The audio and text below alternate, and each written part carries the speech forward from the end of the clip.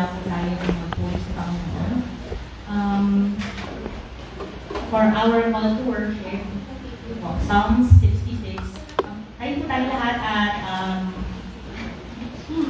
kasahin po natin ang ating call to worship. Make a joyful shout to God, all the earth. Sing out the honor of His name, make His praise glorious. Panginoon, salamat sa araw na ito at may oportunidad kami, Panginoon, na magpuri sa iyo. Ibigay mo, Lord, ang iyong Espiritu para sa aming Panginoon, para maramdaman ang puso namin na kasama namin kayo sa habang nagpupuri kami. So we pray. Amen.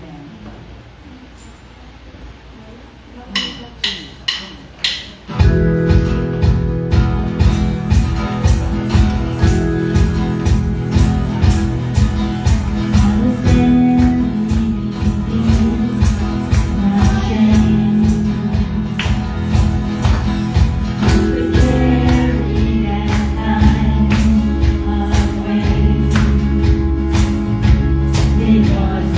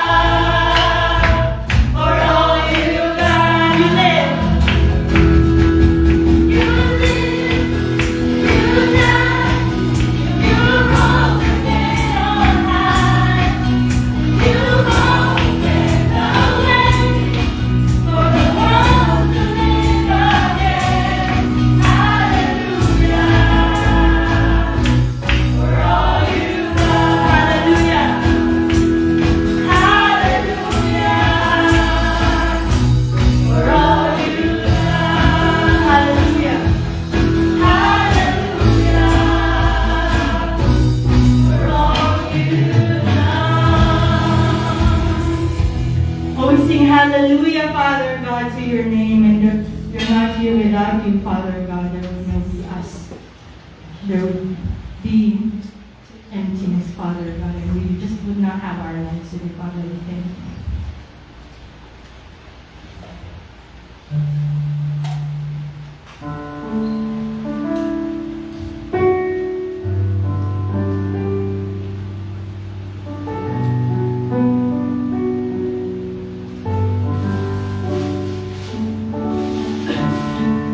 In the crushing,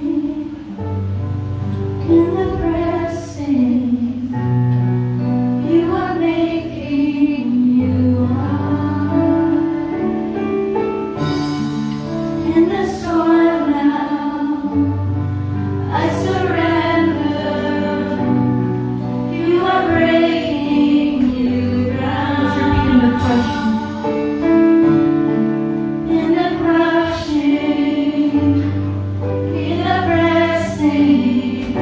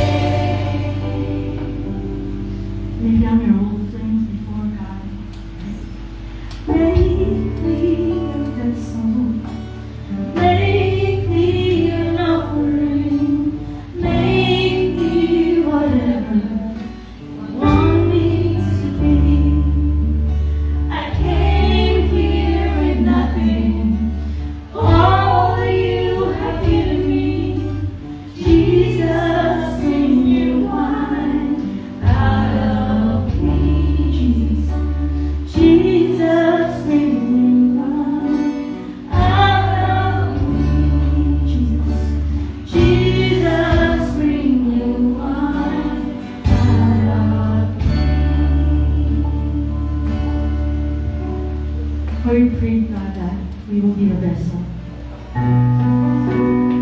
Because we are nothing, Lord, without you. And it is our purpose to serve you, Father God. Or we will just be swept by the wind.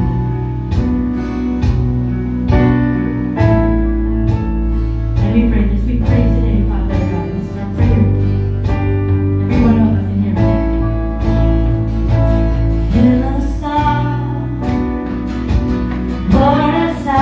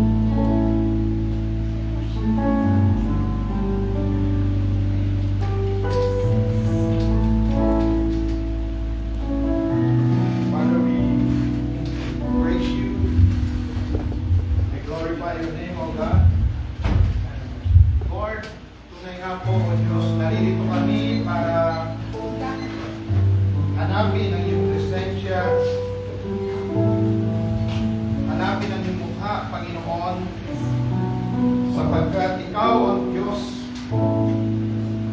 na aming kanlungan. Ikaw ang Diyos na aming kalakasan, Panginoon. Sa lahat ng panahon, Ikaw ay mahuli, Ikaw ay masapagot. Sa oras na ito, O Diyos, patuloy kami naninigdoon, namamagitan para sa aming bansa, ang Pilipinas, na iyong nga pong kalinahin, Panginoon, na iyong nga po, O Diyos, na ipagkaloob ng aming bayan ay pumunlad, Panginoon, na magkaroon kami ng mga nangungunong ay pagmamahal sa iyo at pagmamahal sa bayan. Pinadalangin namin ng mabuting balita ay patuloy kong maipangaral sa lahat ng kampo.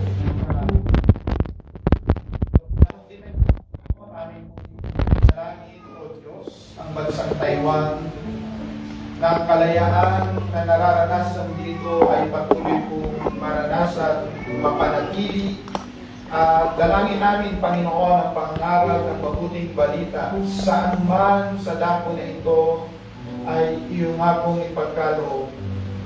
Ang panalangin ng mga kapatiran namin na Taiwanese Court na patuloy kayong kumilos upang ang bansa na ito ay maging bansa na ikaw ang kinikilala. Ikaw ang Panginoon.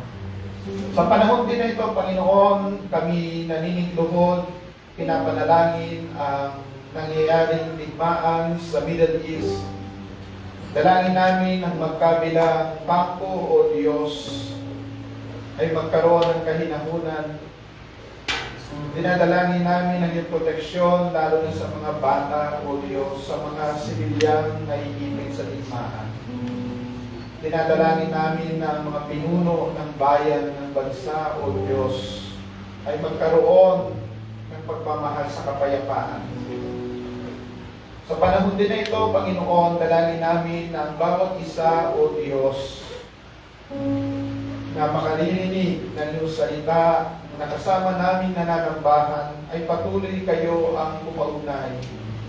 Sa mga kabigatan, kayo po ang magbigay lunas. Sa mga naguguluhan, kayo po ang magbigay kapayapaan. At sa lahat ng aspeto ng buhay namin, Panginoon, kayo po ang maparangalan. Sa pangalan po ni Jesus. Amen. Amen.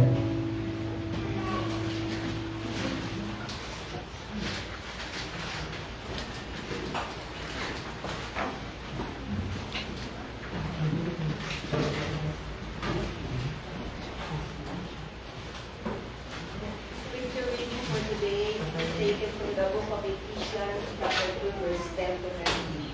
For we are God's masterpiece. He has created us anew in Christ Jesus, so we can do the good things He planned for us long ago.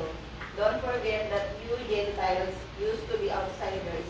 You were called uncircumcised, hidden by the Jews, who were proud of their circumcision, even though it affected only their bodies and not their hearts.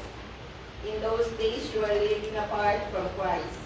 You were excluded from citizenship among the people of Israel, and you did not know the covenant promises God had made to them. You lived in this world without God and without hope. But now you have been united with Christ Jesus. Once you were far away from God, but now you have been brought near to Him through the blood of Christ. Praise be to God.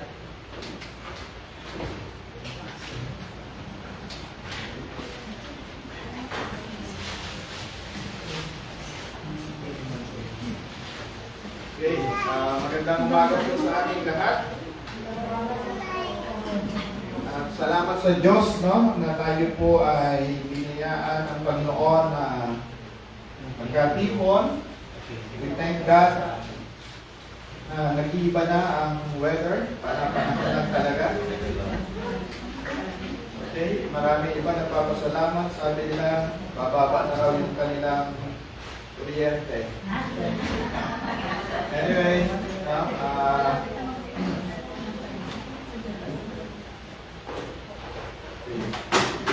so tayo po ay dadako sa pangalawa doon sa layunin ng Diyos, yung divine purpose na ito po ay bridge papunta doon sa ating next series, yung Book of Esther. Okay. Gaya nga ng binasa kanina, na tayo po ay God's masterpiece. God's workmanship. Tayo po ay ginawang obra maestra ng Panginoon. Kaya, pwede nyo bang batiin yung katabi nyo na kapwa nyo obra maestra? Obra maestra. Magandang umaga. Tayo po, alam niyo po, para daw maging obra maestra o maging masterpiece, ito ay magbubugol ng hindi lamang ng talento ng maestro, kundi yung kanyang imahinasyon at yung kanyang dedikasyon. Because most of the masterpiece ay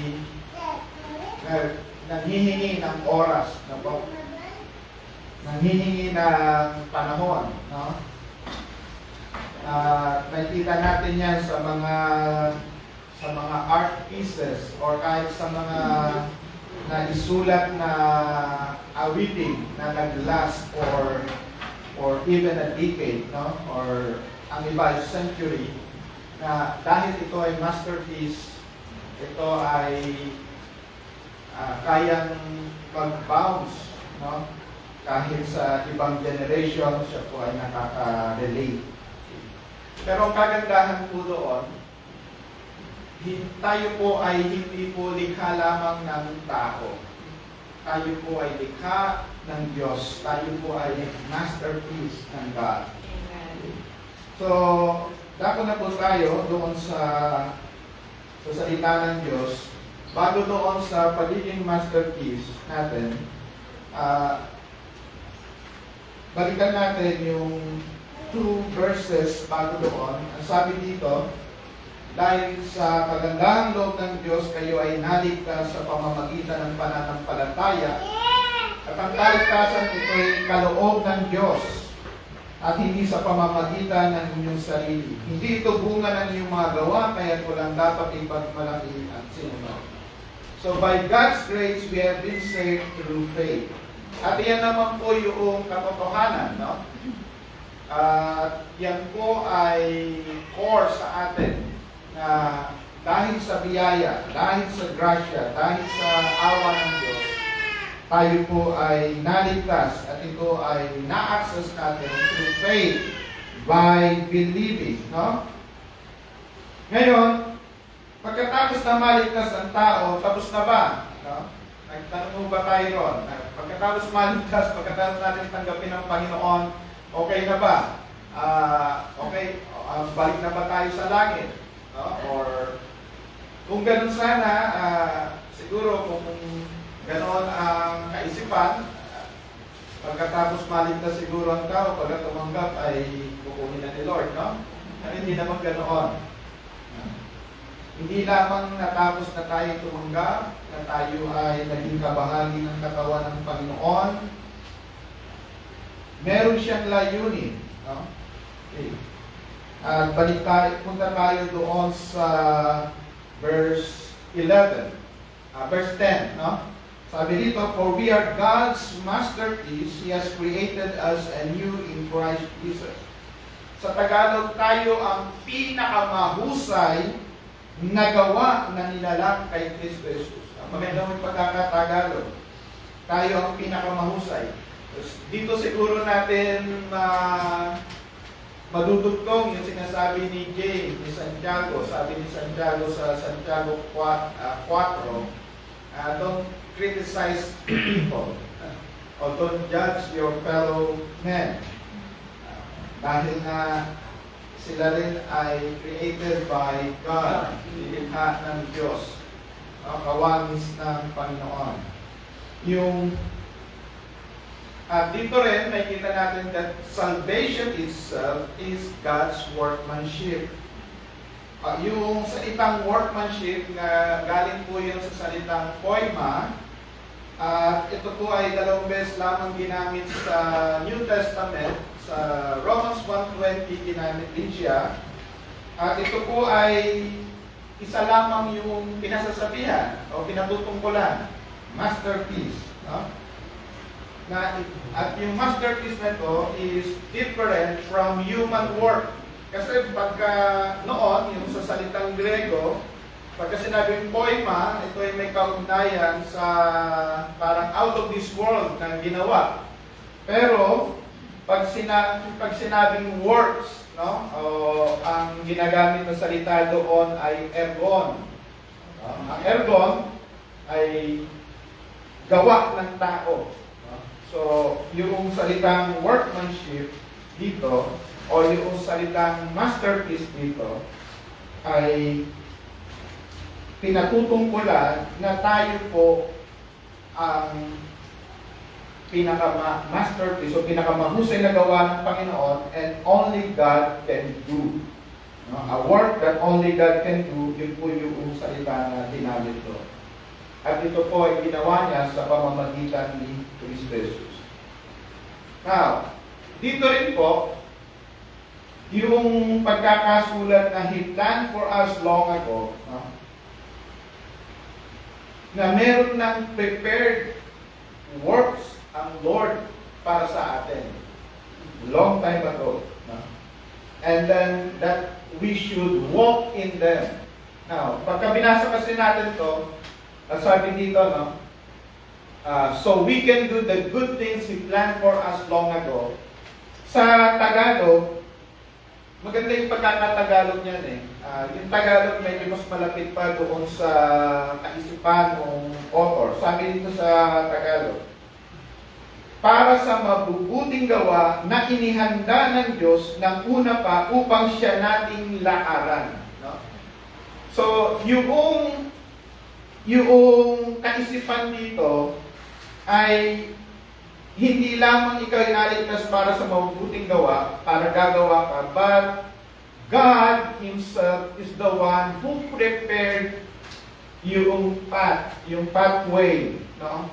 Yung lalakaran mo. At sa lalakaran mo, naroon yung paggawa ng good works. Okay, nakuha mo natin, ha?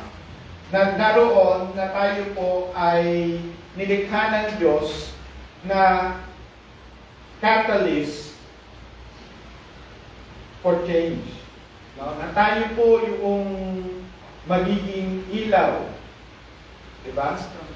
Tayo po ay magiging kasangkapan ng Diyos para sa mabubuting bagay. At yun po ay maaaring magbago sa ating kaisipan bilang mananampalataya. Marami ang nagtatanong, ano yung purpose ko dito sa buhay? Okay na ako, ganito lang ako, no?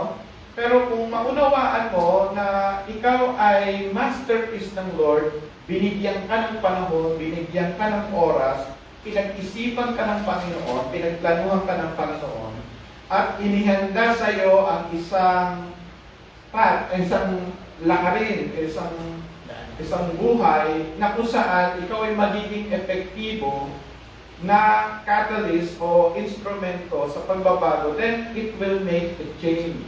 Amen. Sa kaisipan mo, sa paggalaw mo, sa pagkilos mo.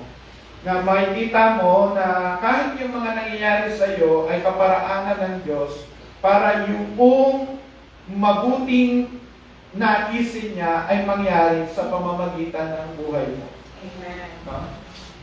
Kahit na sa time of persecution. Now, remember, kahit sa time of persecution, di ba? Si Stephen, siya yung unang martir. Kahit yung nangyari sa buhay niya, ay naging catalyst para yung gospel ay lumaganap at higit sa lahat, para yung mga bulag yung mata ay mabuksan sa katotohanan ng Ebanghelyo. No? Kahit yung pinaka-iniisip ng mundo na madilim ay kaparaanan pa rin ng Diyos upang yung mabuti niyang nais at kalooban ay mangyari sa atin. Yun po yung sinasabi ng psalmist sa Psalms 23 na, even though I walk through the valley of the shadow of death. Na kahit tayong mananampalataya ay daraan doon sa pinaka-darkest valley ng ating buhay, no, na maaring dumating tayo sa punto na parang walang pag-asa, no, parang dumaraan tayo sa punto na wala tayong makitang ibang kasama. But na kahit na doon sa punto na yon, meron pa rin mainam na purpose ng Lord dahil inihahanda ka niya doon sa pagharap mo. So sinasabi niya that in the presence of my enemies, you prepare a table before me. Yung darkest valley prepares you doon sa heights ng tagumpay. No? At nawa maunawaan natin yon na hindi ho aksidente tayo bilang mananampalataya. Kasi walang masterpiece na aksidente. No? Walang masterpiece na aksidente. Okay. So, tayo po ay masterpiece ng Lord. No? Now, dito po, tinitingnan natin that we are God's masterpiece, designed, and we were enabled by God so we could walk by faith in a path that produces God's work. No? So, mismo ang Diyos ang nag-enable sa atin. No? Binigyan niya tayo ng pamilya, no? Na environment, ng panahon, nung lahat ng kailangan natin para mag-produce ng good works. At para ano yun? No? Kanina doon sa lyrics, nakalimutan ko lang yung lyrics, pero yung lyrics ay parang ganito, no? Kasi para mag-create ng wine, di ba? Para mag-create ng wine, yung wine, pinipress yun eh. Yung wine, kinakrush. Yung wine, meron ng pinakikita na yung wine, pinaapak-apakan nila. At doon po, kung tayo po ay titingin sa Diyos, kahit na yung mga karanasan natin na para tayo iniipit, pinipiga, it produces good. It produces good. Amen. First, sa character natin. Second, it prepares us doon sa magandang plano na inihahanda ng Diyos. Amen. So dito ho, as God's masterpiece, He designed us. No one designed us but God Himself. And then, He enabled us. Doon po pumapasok yung grace eh. Kaya sa panahon na makita mo na nadaanan mo na yung darkest valley ng buhay mo, pagdating mo na doon sa peak na God sets a table before you in the presence of your enemies, alam mo na you are not the one who prepared the table but God Himself. Na alam mo na ang Diyos ang nagbigay sa iyo ng tagumpay, hindi ikaw. Amen. God is the one who enabled us. No? Yung clause na yun, which God prepared in advance for us to do, the word which refers back to the works. No? Yung works na yun, no? Ay kasama doon sa daan. No? Kasama doon sa daan. At kaya nga ho yung pinag-uusapan doon ni Paul, it is walking by faith. Yung salvation mo, na-receive mo by faith. Ngayon, yung victory mo sa buhay mo, ma-receive mo rin by faith as you walk through the path na inihanda sa iyo ng Diyos. So in other words, God has prepared a path of good works for believers which He will perform in and through them as they walk by faith. Okay, no? God has prepared a path of good works for believers which He will perform. Siya mismo ang mag-perform sa atin. in and through us, so as we walk by faith. Doon pumapasok, no? May purpose ng buhay mo, meron kang role na gagawin, yet at the same time, hindi ka iiwan ng Lord, kasi para mo ma-perform yon, kailangan mo ng God's enablement. Kailangan mo ng empowerment kay Lord. Kaya nga kahit si Jesus Christ, meron na experience yung mga disciples. Di ba yung mga disciples, may experience na sila, alam na nila na si Jesus Christ ay nag-resurrect from the dead. No? Na nagkaroon sila ng fellowship with Jesus Christ. They have experience, they have knowledge, meron silang experience na nag-preach sila, sila ay ginamit ng Lord. Pero ang sinabi ng Lord, wait! Maghintay kayo sa Jerusalem.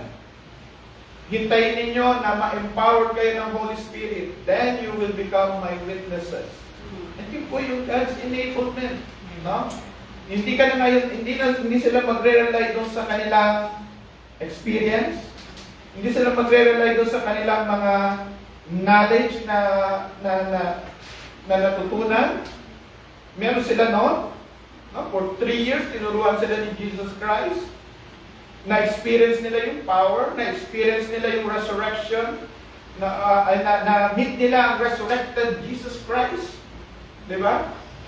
Yet, sabi ni Jesus Christ, maghintay kayo, then you will be my witnesses pag kayo ay na-fill na ng Holy Spirit. And that's God's enablement. Ngayon, doon sa talata, pagka tinignan na natin doon sa verse 11, dito no, yung merong magandang inatas ang Lord, pero huwag niyong kalimutan ang mga bagay na ito. Ito sinasabi ni Paul. Anong huwag kalimutan natin?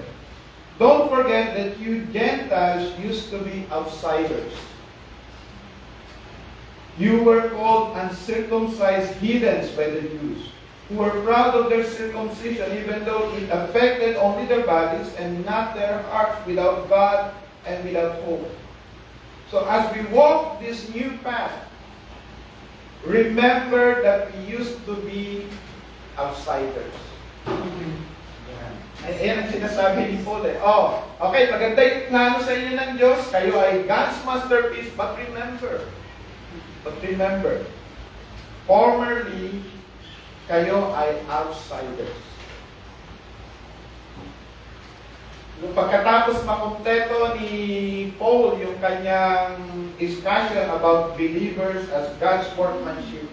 So yung believers as God's workmanship, makikita natin yun doon sa verse 1 pa lang ng Ephesians 1, na tayong mga believers, we used to be dead.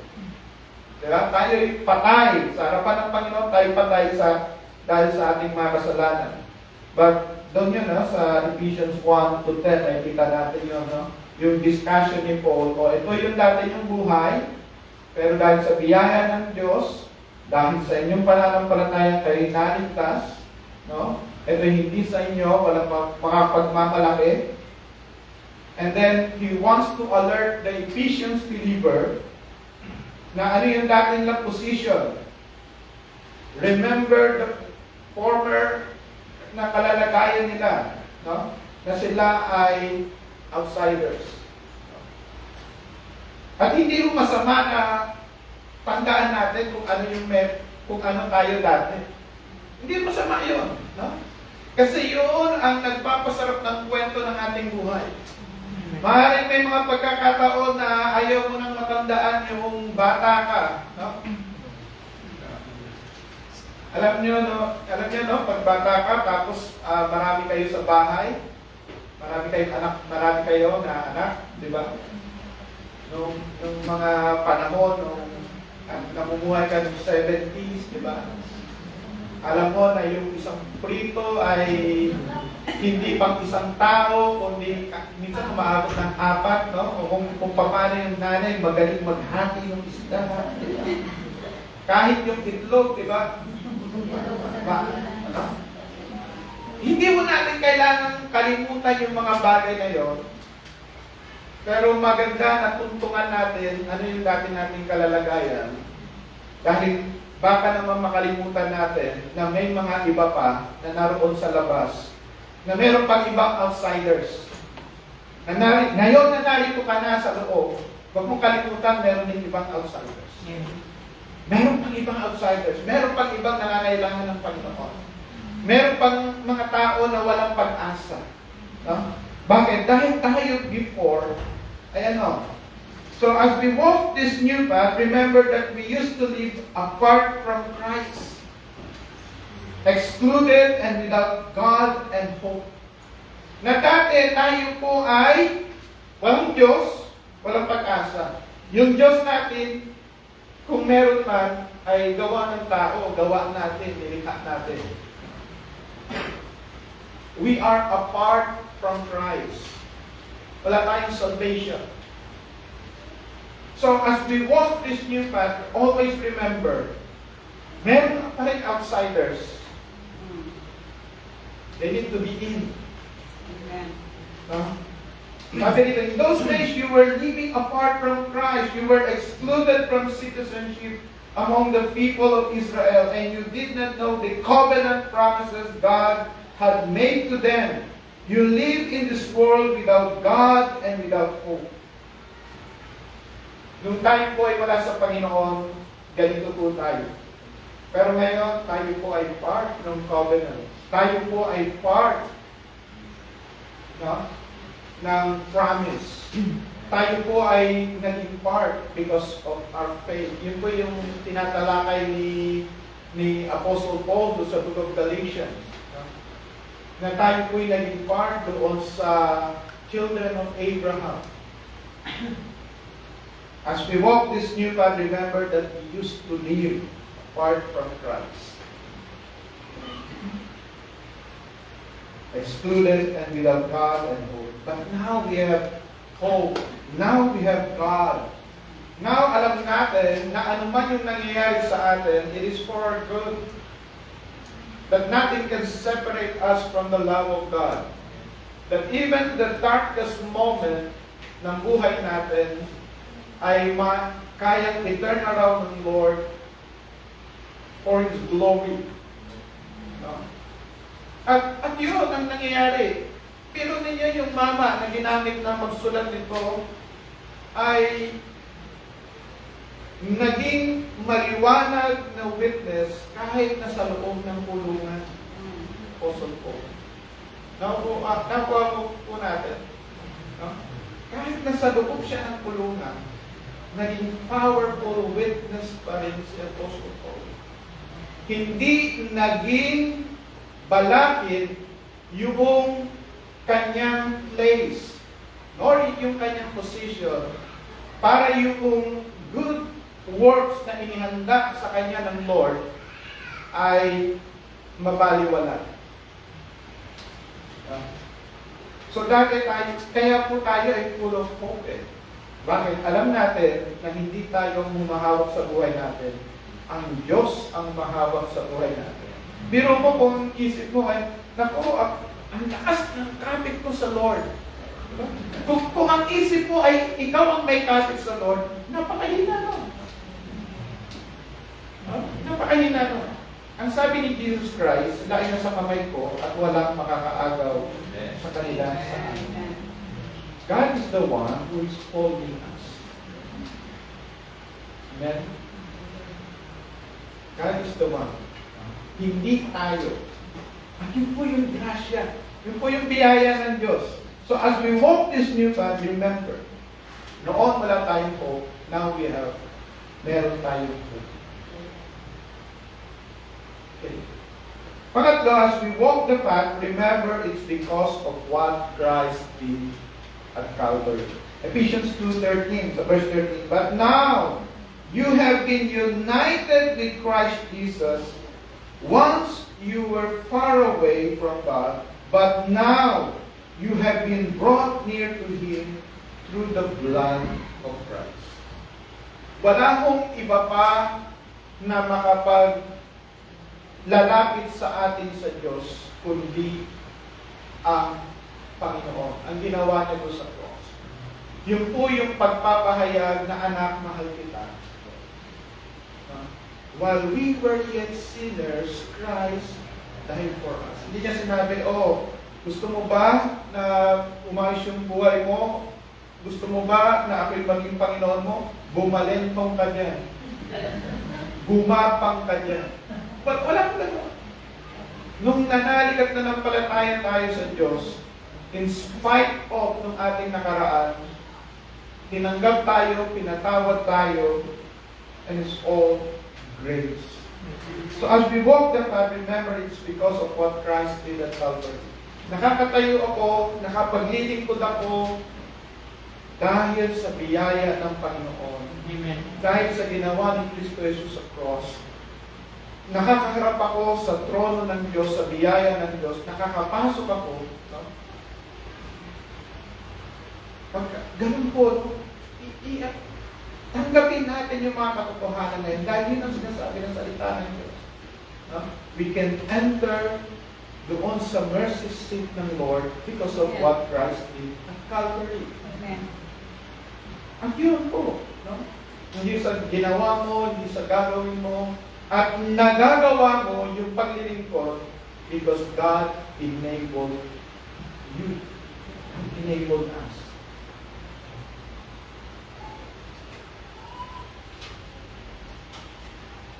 Tingnan pa po natin, because of Christ, we became members of God's family. Now, ito po yung pinakamainam dito. Yung kaisipan na doon sa path of good works, hindi ka nag-iisa.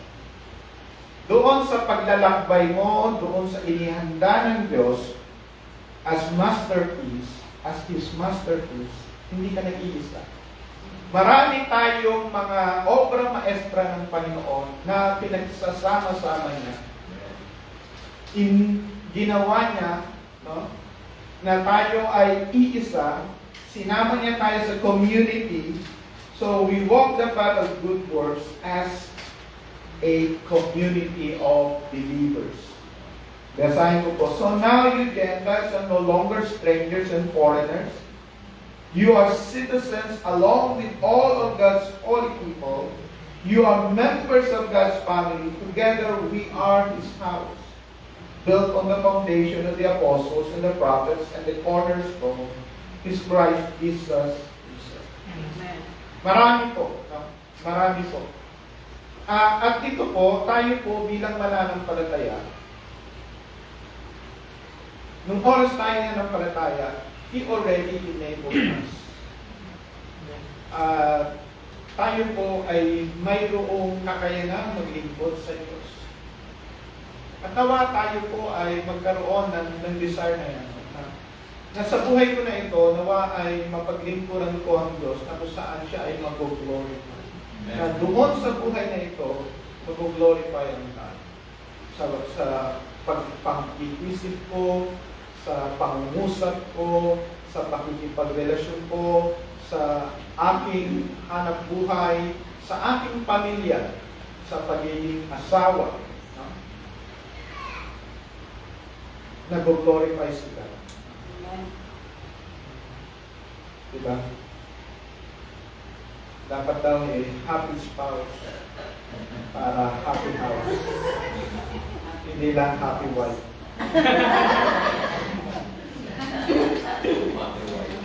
Amen. Mag-glorify nawa ang Diyos sa lahat ng aspeto ng buhay natin. No? At nawa patuloy tayong baguhin ang salita ng Diyos. Ma-renew yung ating mind, ma-renew yung ating heart. Kasi pagka ganun na, makikita mo,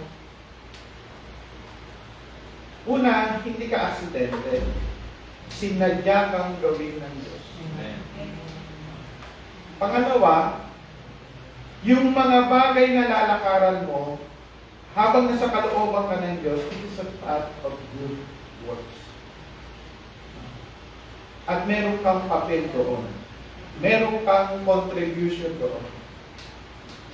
At nawa ito po ay maging kaaliwan sa atin, hindi yung kabigatan. At minsan kasi pag pinagsabihan, pag pinag-usapan good works, akala ng iba, it's a burden. No, hindi yung burden. So, dinesign ka ng Lord, binigyan ka ng Lord ng path, ng buhay, no? Nalalakaran mo. And then, in the end, He is the one who also enabled us. Paano niya tayo i-enable? Ito po yung grace ng Lord. That by the grace of God, we can walk this path of good works. Why? Sabi sa Philippians 2:13. Because God is always at work in you to make you willing and able to obey His own purpose. Sino raw yung gumagawa? It's not us. It is God Himself. Amen. Ang Diyos mismo. Gumagalaw, kumikilos. Kaya nga siguro, kahit ikaw ay evening person, nababago yung oras mo pag linggo, di ba? Nagagawa kong bumangon ng umaga. Di ba? Why? Because, kasi ganito po yun eh. Pag pananampalataya ka at silang kang muli, wala ka na doon sa path ng legalism eh. Ito gagawin ko. But God Himself is the one making a change doon sa atin. Kaya nga tinawag tayong new creation eh. And then yung new creation na yun ay ginagawa niya, hinuhulma niya sa wangis ni Kristo Jesus para bumalik tayo, ma-restore tayo sa talagang original plan ni God. At naman makita natin to, it's an opportunity for us na maging kasangkapan ng Diyos sa kabutihan. Maging kasangkapan ng Diyos sa kapayapaan. Maging kasangkapan ng Diyos sa pakikipagkasundo. Maging kasangkapan ng Diyos sa pagbabago. Maging catalyst of change tayo ng Panginoon sa ating kapanahonan. Na sa ating pamilya, sa ating linya, no? Sa ating lahi, or tayo yung maging instrumento ng pagbabago doon. Ma-change natin yung generation. Kung yung past generation may problem, nawa itong current generation ay mag-i-improve, and the next generation ay mas mabuti. Amen. Bakit? Dahil gumalaw ang Diyos sa buhay mo. Amen. At dahil gagalaw ang Diyos sa next generation. Amen. Amen. So by the grace of God, we can walk this path of good works. At sino po ang nais lumakad sa path of good works? Upang ma-fulfill yung ating design as masterpiece of God. For others, ang kini nila ay, for others siguro lahat ng pagbago ng Christian, parang mabigat yun. Diba? Pero dito po, ina-assure tayo ng Lord that He is the one who will work in us to make us willing, and He is the one who will enable us so we could obey Him. Amen. Amen. Amen? Dito inaanyayahan ko po ang bawat isa. Tayo po ay lumakad dito sa path na ito, na ialay natin ang buhay natin sa Panginoon. Ang Lord, yung buhay ko is for your glory. Ang buhay ko, Panginoon, is for you to be known, Lord. Not me. Dahil ano man yung testing na nangyayari sa akin, soon it will become testimony. Testimony of your faithfulness, testimony of your goodness, testimony na kayo, Panginoon. Kayo, Panginoon, ang nagbago, kayo, Panginoon, ang nagbigay, kayo, Panginoon, ang kapalaran.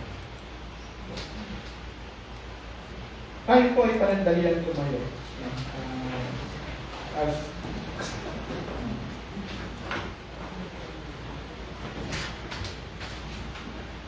So, habang inaawit yung awitin na ito, siguro sa panahon na ito, let us meditate on this song.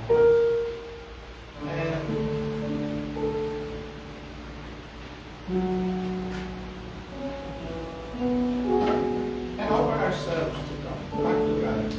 Lord, alam ko naman lahat ng nangyayari ay para sa ikabubuti ko. At hindi ako susunod.